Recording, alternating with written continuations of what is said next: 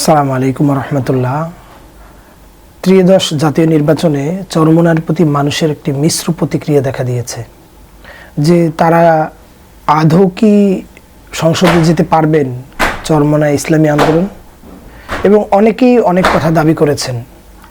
তো এর মধ্যে আমরা দেখলাম যে গণঅভ্যুত্থানের পরেই পীর সাহেব চরমোনায় তিনি অনেক বড় ভূমিকা রেখেছেন ঐক্যের জন্য।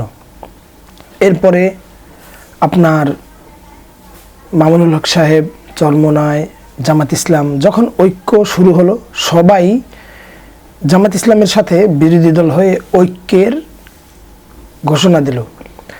আর এখানে বিএনপি তারা তো আগে থাকতেই 100 রয়েছেন, তারা জনপ্রিয় এবং আগের দেশনায়ক এবং প্রেসিডেন্ট জিয়াউর রহমান এবং খালেদা জিয়ার দল এবং তার সন্তান নির্বাচন করছে, এটা স্বাভাবিক যে তাদের দলটা বড় থাকা, তো তাদের আর জোটের কোনো প্রয়োজন হয় নাই।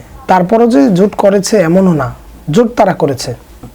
তো এখন ইসলামী মননার যারা রয়েছেন তাদের কি কাজ, তাদের কি করা উচিত ছিল?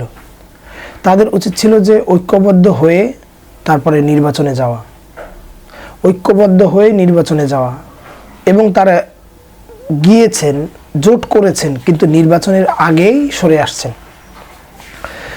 এবং আমরা দেখেছি বিভিন্ন সোশ্যাল মিডিয়াতে যে তারা 143 আসনে, এমনটাই বলেছেন যে 143 আসনে এগিয়ে ইসলামী আন্দোলন চরমোনায়, তার মধ্যে A, B, C আছে, D আছে, F নাই। কিন্তু নির্বাচনের পরবর্তীতে দেখা গিয়েছে যে সেখানে Fও আছে, সবগুলোতে F, শুধু একটা আসনে তারা জিতেছে আর বাকিগুলো আসনে তারা হেরেছে।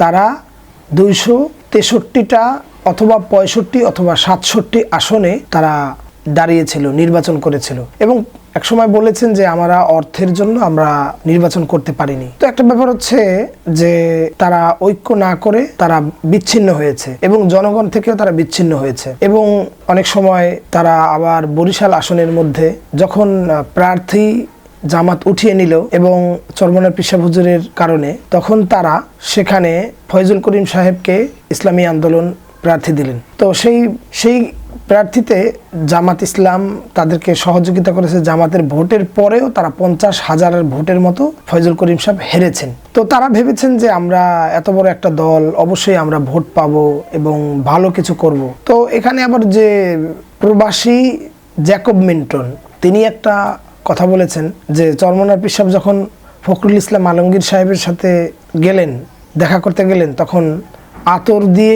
আতর দিয়েছিলেন যে এই আতরটায় ঘেরান ভালো। তো সেখানে নাকি একটা কথা বলেছেন যে আপনারা তো প্রচুর ভোট আছে, তো আপনারা আসন ছাড়বেন না, জোট করতে পারেন কিন্তু আসন ছাড়বেন না।